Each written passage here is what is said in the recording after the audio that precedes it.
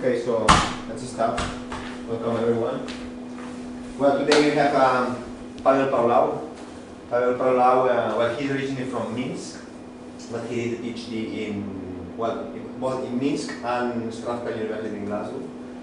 And then afterwards, he joined us. He was here for a year and a half or so as a postdoc.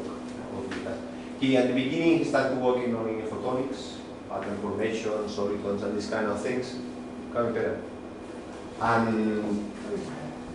he was working on that, and then he also, he explored already here some works on species competition and population dynamics.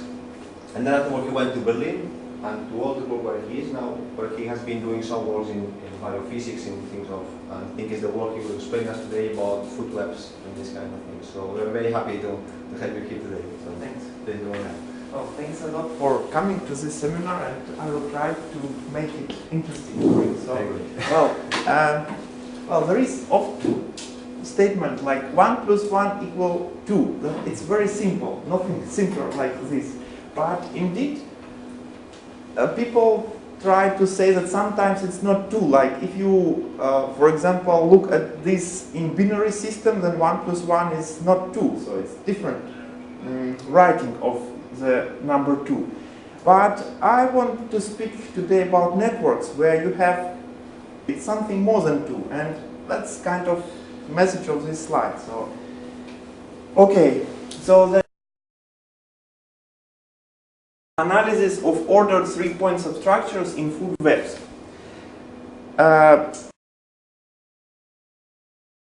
Is Christian Gill, he's in University of Amsterdam, and with Christoph Finders and Ben Blasio. They are in Karl von Ossietzky University of Oldenburg. And, well, I'm also in this job.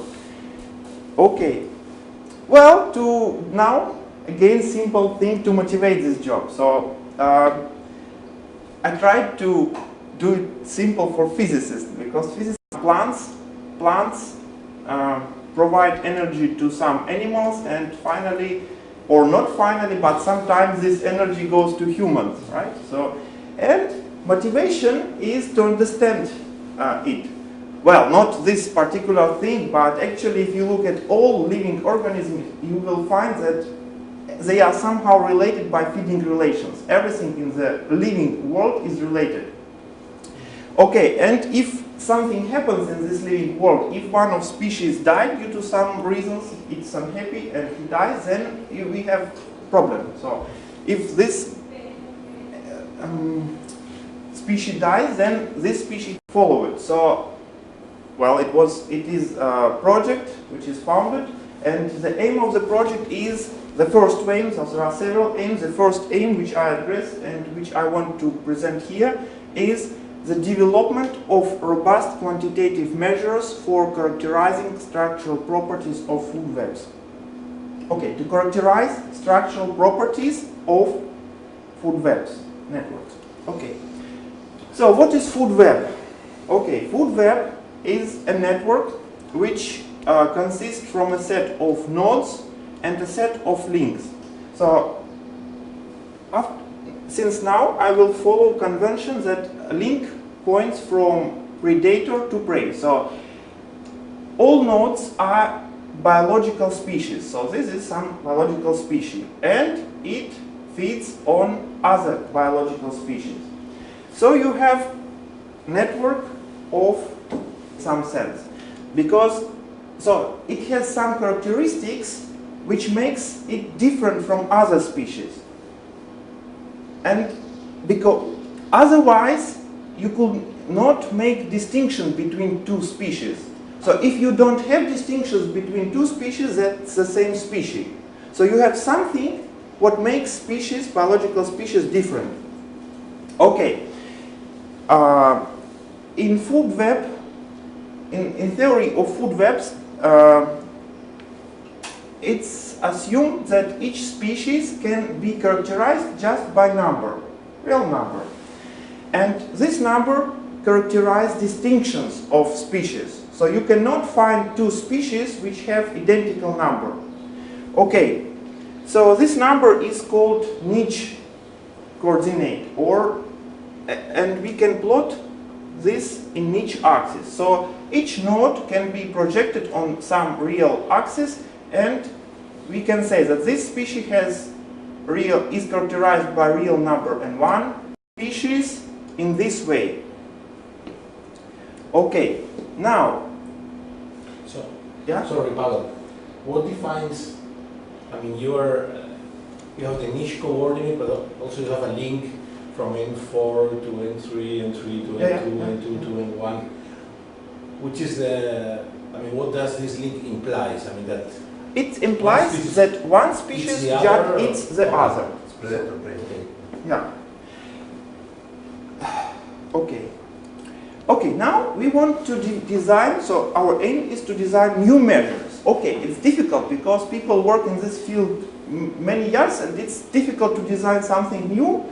Well, we try to look what other people did in this field, what measures to characterize structure of network exist, and this, very nice, is to characterize a structure by the n-point subnetworks. So you take the network. Well, actually, I will go into details of this approach later. But this was published in 2002 in Nature, and it was a high-impact publication in the field. Okay, how it works. So we have network, the set of nodes and set of links. Yeah. Now, if we consider any three nodes of this network, for example, these three nodes, we can see that they are connected in some way. So, in particular, this node has two outcoming links. These nodes have each of them have only incoming link, and they are not connected between each other. So, this is kind of structure. Any triplet of nodes in this network, for example, this triplet. So, we will see that we can look at connections, how they are connected. And we see that, for example, these three nodes are connected in different way. So they do not have identical structures of connections. Well, we can look at other triplet, and we can run through all possible triplets of nodes of this network. If we will do it, we will find that one of them, these three nodes, have identical structure of connections. So you have one node with two outcoming links, and these nodes are not connected. Well, you have second appearance of identical structure of subnetwork. Well, you of course have bigger networks, complex networks, and you can count number of appearances of these substructures in network. It is already robust, quantitative, not perfect, but somehow. Okay, now one can say that there are, well, these people in Nature in 2002, Milo, they identified 13 possible substructures. So if you have three nodes, they can be connected in this way, so like described above. But they also can be connected in this way. For example, one node has link in, link out, and these nodes are not connected. And there are 13 possible ways to connect three nodes. Well, it is with elimination of substructures which contain isomorphisms. Okay, now we come back to our problem, and we study food webs. And in food webs, there is this real number which characterizes each node of network. So we can potentially put here axis and look at projection of each node on this axis. So now, okay, so I forgot to tell, but it's probably, well, it's important. In food webs, people of, well, scientists of species, how heavy is it? So,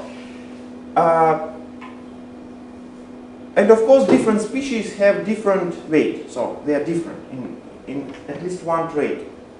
Okay, now let's look at this situation, at this substructure. one predator has two preys, and it is heavy predator, it has higher body mass in each axis, and prey species have smaller body mass. So it's kind of common situation. You have big animal and it has two small preys. Small weight, and it feeds on species with higher body mass. And it is practically very seldom situation in food webs, in living world. So somehow mathematicians in previous study thinks that, well, the structure of this triplet is identical to structure of this triplet, and they just count the number of the substructures. But in given context, it's not the case. So these substructures are different. They have different orientation. There is this big number of possibilities, 64. Okay, now state of the art. Let's say, okay, there are 13 classes, structural classes, how subnetworks can be connected. But, okay, and it was introduced in 2002, motifs, and the sequence of works studies the food webs on the base of this approach. Like, people kind of are not interested in more deep characterization of structure which is there. Okay. Okay, now let's say how two nodes, two ordered nodes can be connected or not connected. So assume that we have two nodes and one of them is somehow lower and second is above. So they have different body masses. This has small body mass, this has high body mass, and how they can be connected. First possibility, they are not connected. So double link. So we have four possibilities, no more possibilities to connect these two nodes. Okay, now if we add third node, we have three nodes and three possibilities. 1, 2, 3. Well, okay, in how many ways these three nodes can be connected? So this number is 4, which comes from here to the power 3. So you have 4 to the power 3, which is 64 possible ways. And all of them are plotted in this table. So you have ID from 0 to... At this table, you will notice that substructures like this contain isolated nodes. This is isolated nodes, this is isolated nodes. So they are marked by ovals. So people normally ignore these isolated structures. Well, we will omit them too, but I think that they are also good measures to characterize structure of network. Okay, now let's go to next possibility. According to Milo, to characterize structure, you have these 13 classes, and all substructures marked by red rectangle belong to the same class. So it's just chain. You have, sorry if it's not seen clear, so you have link from this node to this node, and then from this node to this node. But this could happen in different ways. So first, imagine that your nodes are ordered. Middle has middle weight and top has highest. Okay, then what is this chain? This chain means, for example, this substructure. It can be link down and link up in this way. Or it could be link up, up. Or it could be, like here, link down, down. So if you look at networks, at food webs, you will see that this situation is very seldom in food webs, while this situation, all the substructures that they form, for example, these rectangles form next class of Milo, and you can split all this substructure into 13 classes. Well, except of node substructures with isolated nodes. Okay, now it's different way to present this picture. So you have 13 types of substructures according to Milo, and each of them can be split into set of ordered substructures, which are different. Somehow this substructure is different from this substructure.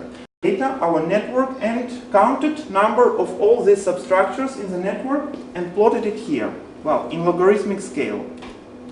So you have substructure of this type shown here, type 2 shown here, so this wide range type 3.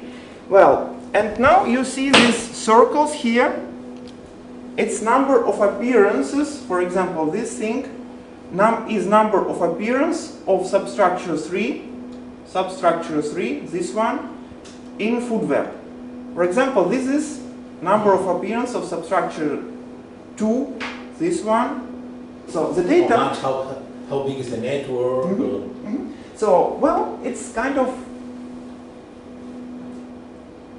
the thing which I was probably not too interested in. So for me it was just set of points and set of links. But in reality we have data, well, these particular data are from 80s. They are collected from the lakes. So what happens? So the helicopter comes to lake, takes the probe of water, brings to the lab. The laboratory people select how many species, biological species we have in this probe. Well, it's all. It's fish, plankton, things, everything. So, well, and in this way they form the data set for one lake. They did it for 50 lakes. These are Americans. They have a lot of money, helicopters.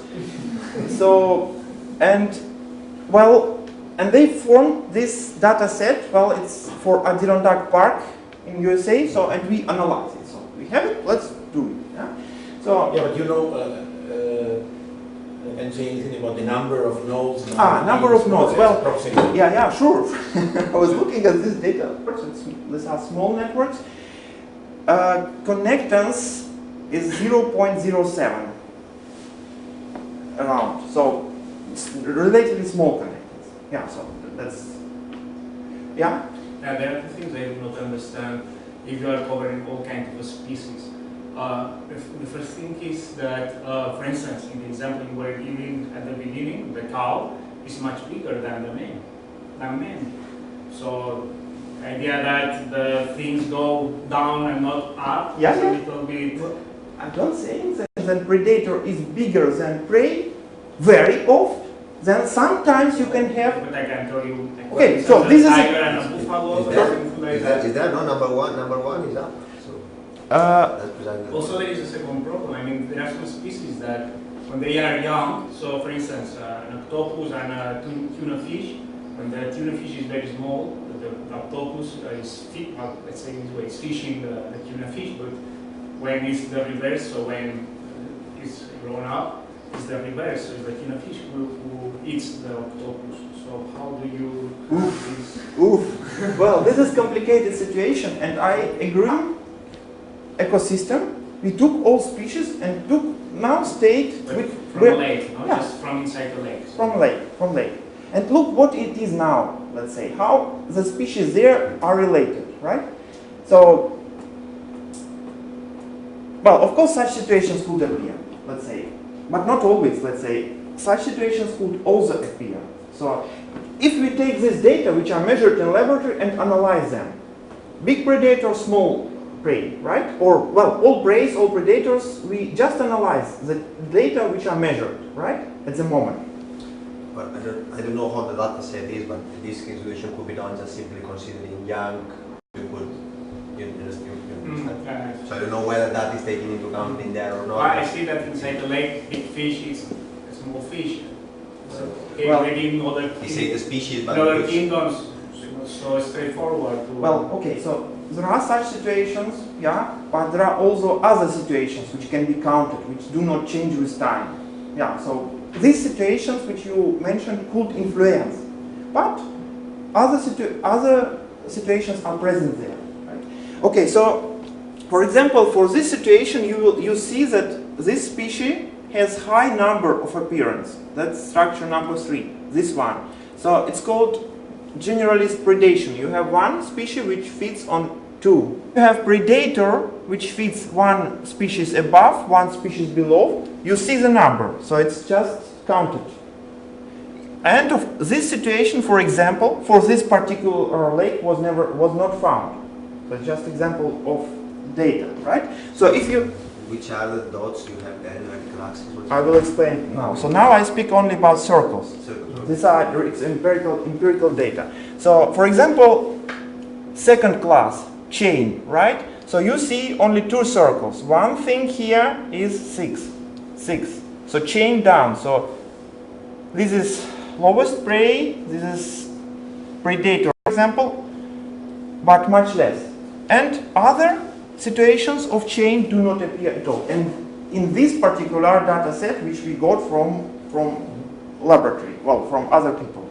Yeah. So, but of course, if they would provide us other data, like one could think how could analyze it. But at the moment, we analyze this data set of just network ordered. Okay. So now about dots. Of course, if you have food webs, you have network, you have some structure of this network. People want to try to formulate the one of most used models is niche model. So you have set of rules which will discuss a bit later. And here by dots, bold dots, I plot just mean of this model. So I have model.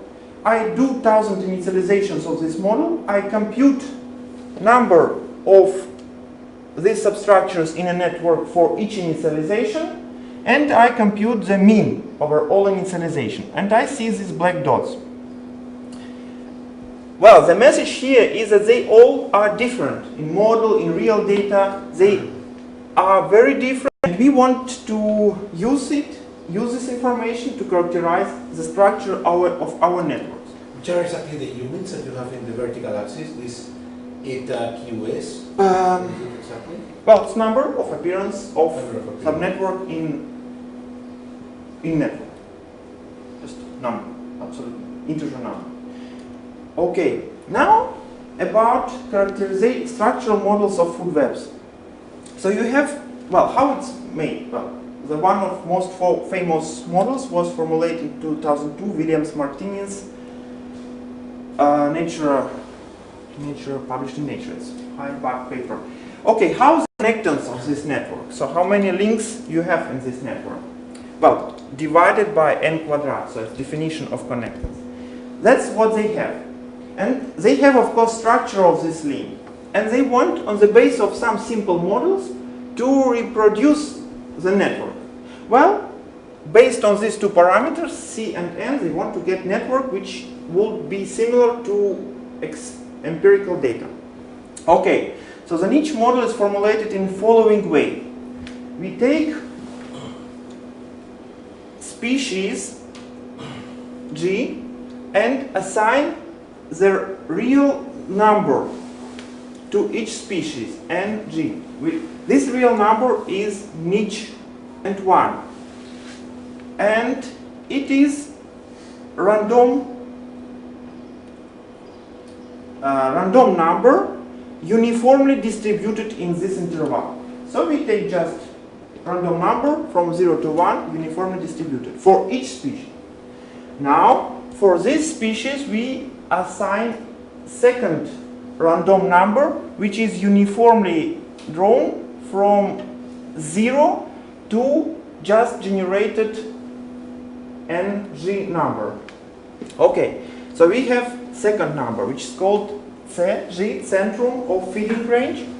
And now we assign to feeding range of species, but it is drawn now from beta distribution. So it's some, I don't go into details, it's some distribution, and parameters of this distribution are taken in such way to have in the end desired connectance. But really to understand it deep, one needs to try it, and then understanding comes. So sorry if it's not too clear what it is. Okay, what happens? So we assigned these three numbers to each species, and we do it n times. So we have n species, each of them is characterized by these three numbers. And on the basis of this information, we build the network. So we and range RG. Perfect. That's practically the model. And now the message. I'm going to speak. Okay. But this is by construction forbid somebody feeding about somebody which is bigger than him. Yeah. So you have, in the end, you could order the species according to niche location. So they are ordered. And in the end, you have set of links, who is connected with whom. So you have this network. Well, yeah. Well, now we analyze both real data and structural statistical model, niche model.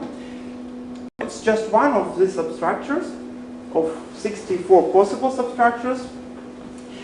Well, it has double link here, and link down here. So we have smallest body mass of this species, middle body mass of this species, and highest body mass of this species. So it's practically n, number n. So n increased in direction up. Okay, now what I would like to tell with this slide is that this structure is impossible in this model. Here from the first sign, why? But after really looking at spectra, one can see that it's impossible, and I explain why. So this species feeds now on the species here. So this is predator, this is prey. When it is possible in this model, so according to rules of model, center of feeding range is always below the niche coordinate of species. So the only possibility when this species can feed on is here, the possibility to eat something higher is possible. Okay, but according to rules, this species should eat everything what is in feeding range. So if I eat something above me, I should also eat myself. So I should be cannibalistic species. So that means practically that this species eats this, it should eat itself, and it should eat everything what is between these species. So practically there should be link to this node. Of possible substructures, you will notice that quarter of these substructures is impossible. So you have here these gray lines which mark these substructures. They are impossible in this model. Okay, and well, bold dots mean yeah? Sorry, irrelevant question. In reality, is that also true that if a species eats a species above it, it also eats itself? Is that true? In this model, yes. But in reality? In reality, no. Well, so this is kind of now problem of the model. Let's say we identified that it's not like this, and I will show it a little bit. So here, these bold points are mean of the niche model, of this model, and you see that in gray lines, so the number corresponding to substructures marked by gray in vertical lines is 0. So it's not there. So it's our conclusions are correct. Okay, now again here, people working with substructures do ignore normally cannibalistic species with self-link. But each of these substructures can be in 8 cannibalistic configurations, like marked by this ring. Okay, and from the same reasoning, these gray rectangles mark prohibited substructures. Here, these gray rectangles mark also all prohibited substructures. Okay, now this is the spectrum which includes both cannibalistic species, 8 configurations, and all allowed substructures. Gray means not allowed substructures. So you see that this model prohibits most part of spectrum. Okay, well, this is just to show that what we did corresponds to reality. So this is mean of over many initialization of niche model, and you see that white allowed substructures here corresponds to mean of model. So gray I show the analysis of empirical data of, well, above are the spectrum corresponding to the lakes which we discussed today. So it's mean over 50 lakes of such spectrum, and the only substructures which are not allowed in each model are shown here. Means that they are not allowed in model, but very okay, they appear at least in the model. Okay, so we took now another situation which is more modern, more highly resolved network, and analyzed also more modern data. And more modern data demonstrate even higher divergence from this model. So prohibited structures are really... this is another example which is very famous. It's internet network. So we tried to think, can we apply this approach of ordered substructures to analyze other types of network? Not only food webs, but internet, for example. Well, since it's interesting network. Okay, so I took just data set from Albert and Barabashi web page. So you have many web page, many nodes, and link between nodes is, well, if you have link on web page to other web page, they are linked, they are connected. So it's the internet network. Okay, so analysis, well, I just have algorithm and I plot the spectrum of this network, and you see it here. So the message here, interesting or important property which is known now, that internet network has power law degree distributions. And people try to focus on this property of scale-free networks. Okay, so people have reality, they have system, they have internet, they have network, they have some properties of this network, and they try to formulate model reproducing these properties. Perfect? All of us works, well, in this paper, reproduce analytically the power law degree distributions of network. Okay, so if we build now the spectrum of this scale-free network with power law degree distributions, we will see this picture. Well, the message here that the red areas are prohibited for scale-free model here, while in internet they are there. But I should have told it in the beginning what we used as order parameters in internet. So you have set of nodes. We used time. Let's say each node has time when it was created, and we use this parameter as order. So each node it was created earlier or later, so you can compare. Okay, so and these spectra are built according to this parameter. So the message of this slide is that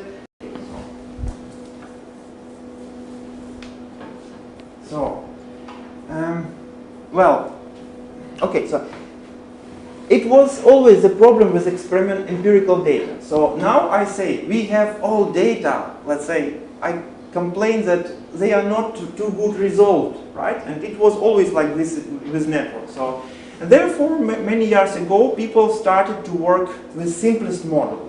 The one of most famous is Erdos-Renyi graph. And Albert Barabashi wrote this review, Statistical Mechanics of Complex Networks, where they summarized the activity about Erdos-Renyi graph, so which has kind of nice, nice outcome of this study. We decided to try to do something similar to explain what we now measure, what we now study. So we formulate the model which is ordered graph and which is very similar to Erdos-Renyi graph. Nodes from 1 to n. Assume that probability to connect any two nodes is pair up if link points up, well, pair 1, sorry. Probability pair 1 if links point up, and probability pair down if links point down.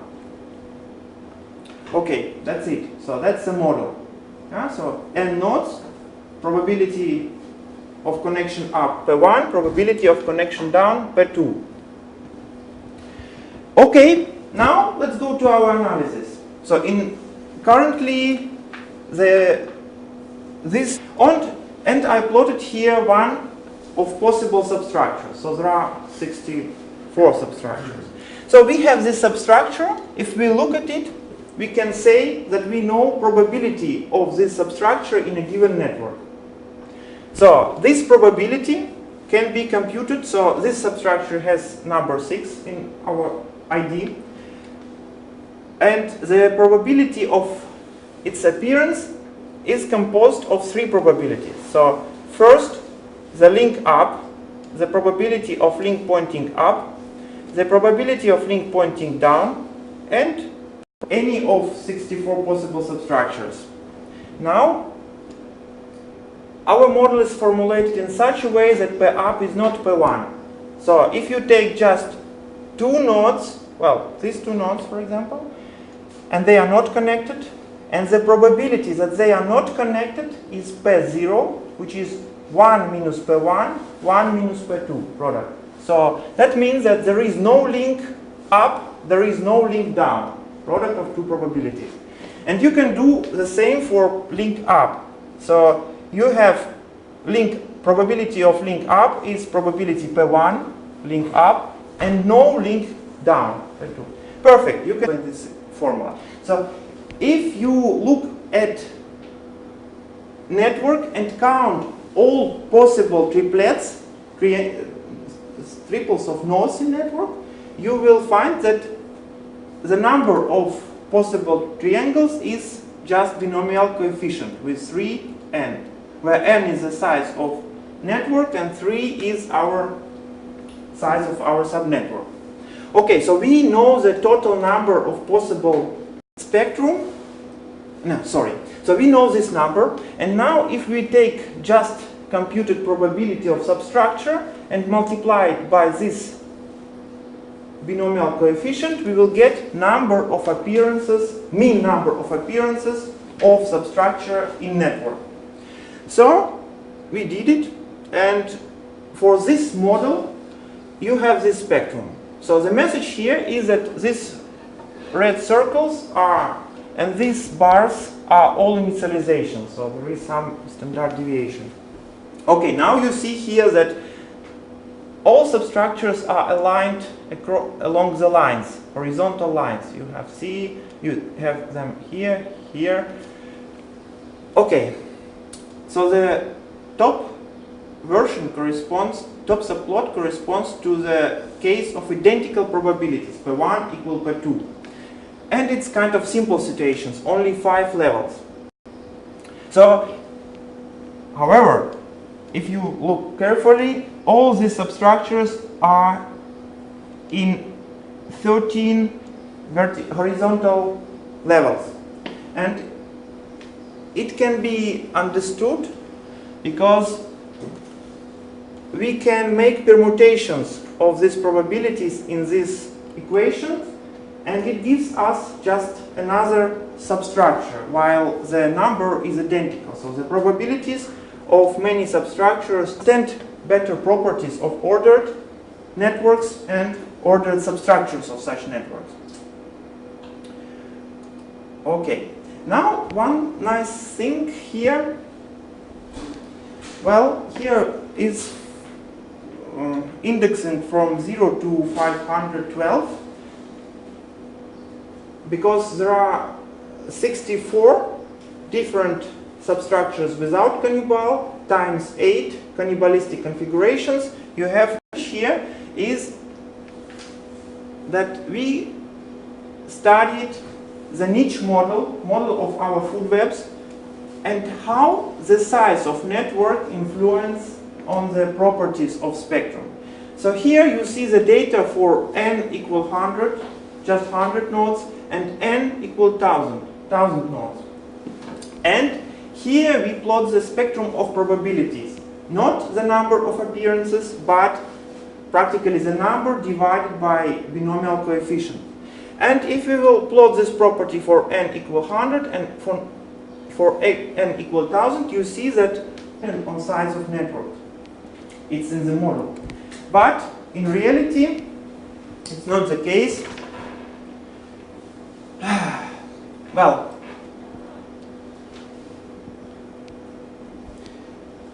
in reality, it's not the case. So forget about these two subplots. I will discuss only this. So I took one of substructures, and I took our empirical data from 50 lakes and plotted the probabilities of this substructure in each lake in this plot. So we have 50. Now we want to see how probability of structure changes with size of network. But we want to do it for fixed connectance. Well, from these 50 dots, we select only those who have nearly the same connectance. And we get these black points. Well, probably it's too preliminary, too early result, but you see that with size of network, the probability grows. Here I put several more food webs, which are more modern and better results taken from other data set. Seems could have this trend. Well, it's still open question. But it seems that the model which displays the property that probability is size independent is not too correct. Well, this I will not discuss. And conclusions. The food webs can be described more precisely using the spectrum of ordered substructures. So this is to reach our aim to formulate the robust quantitative measures characterizing the food webs. Second, a directed random graph can serve to test the motif counting software incorrectly. Okay, now result related to the food web. So the set of prohibited structures is defined analytically for the niche model. That's it. Thanks.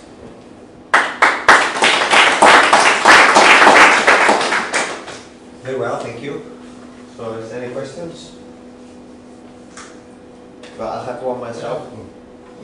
I start. Okay. So, I missed something that. So you say that there are some reasons that model from the internet. So you say that they have a model, very simple model of whatever, and they reproduce the Pavel law. But you say that I just took this. You have more of these cases, so there are in the literature there are more of these cases where people do something with a model, reproduce some features, but then. Not yet more. Not yet more. So such expressive things, only two cases. So niche model and real food webs, and internet and scale-free preferential attachment model. So these two cases. But well, this case is kind of trivial because preferential. The other case, exactly. You only fit with the lower ones, not with the other. Yeah. So and it is not somehow. But in the internet, you cannot connect to a node which has not been created yet. Maybe I had the problem here because. Later, maybe. Sorry. Probably it's too early to say. Well, I'm quite sure that in reality it's not the case because with time the set of links changes, exactly. And it somehow influences. All pages will link. That it has no. It's not ordered according to time. No, but potentially. That's a snapshot at a given time. Yeah. So it's just we have some 1-2 weeks to work on it. We try to look what happens not only in food webs, and this is what happens. So in reality, it's real. So preferential attachment based on these rules have this problem. So new nodes are not. So you started motivation or the beginning of the talk with the paper by Milo et al. From the group of Urialon in Weizmann Institute with the concept of motifs. Yeah. So these researchers studied, initially transcription networks, and they found I mean, the idea of motifs. So my question is very simple. Which are the motifs in your food web networks? Okay, so that was after appearance of this work, there was a critics of approach. So the set of motifs depends on the null hypothesis, depends. So you have set of these 13 substructures. What you do, you randomize network and see whether you find that you have, I don't know, 100 nodes or 100 proteins in that case, and I don't know, 80 connections, and then you see for the Erdős-Rényi network with 100 nodes and 80 links. I mean, how? Which is this? So which, let's say, of these three interactions, are more more important. The probability, and then you compare in your experimental network, and you see which of them are over or underrepresented. And you can have motifs or anti-motifs. So I tried to be aside from this approach. So okay. I tried not to give numbers or to say that this structure is important because it is overrepresented with respect to some randomization. Why? One of things is standard thing, because result is dependent on randomization. So you could formulate different randomizations and you can select different sets of important substructures, right? But it's contradiction. So the substructure is important or not. Substructures, these motifs that are really, very abundant. Okay, so in that case are the feed-forward loops, I see. So if you will ask me now this question, I will tell you that the most important substructures in food webs are this substructure, just on the base that it has very high number of appearances, but not from comparison it's over and or under representation. I also a little bit against the use of this use of over-under representation, because in ecology we look through glasses, so things and nothing more. But each species in reality is species, so it has biomass. It could be like everywhere one species, right? And it's very important species. But it could participate in network in very small number of appearances or in some motif which is underrepresented, right? And we could say that it's not important because it's underrepresented with respect to some randomized models. Therefore, I tried not to touch this over-under representation. Well, actually we touched it. Actually we studied over-under representation with respect to some randomization. Yeah. So, well, we touched this problem. Again, so I will try to formulate the measures which are nice, like number of appearance of ordered substructure network, and I will be already happy. But really, so we could do standard thing, what everyone does, and we could formulate, for example, here we take our network, experimental empirical network, these are circles from this empirical network, and we now the indices and permute them randomly. So we just set new sequence of indices in completely random way. If we do this and we look at mean spectrum over many permutations, we will see this thing here. This thing here. So you see that each ordered substructures in such randomization has identical number. And with respect to this randomization, this substructure is, so this question is dependent on the randomization. I understand that I don't want to make a long discussion, and we can understand the private. I just want to say one thing, and then I'm done. The notion of motif in the initial paper, because you are more or less arguing with technical detail randomization, but I think the strong concept in the initial paper is that these motifs have a functional role. So the fact that you find this fifth order loop, for instance, in the case of Milo, is because it's doing something. I mean, it has a function and then has been selected by evolution in randomization or not. I don't know if this holds, I mean, for your case. I mean, you're right. So, well, probably in our case, it was, we wanted not to do similar thing. We wanted just to characterize structure somehow and compare this characterization from model and from reality. That was probably our aim. So we did not want to say something about functional properties or things. So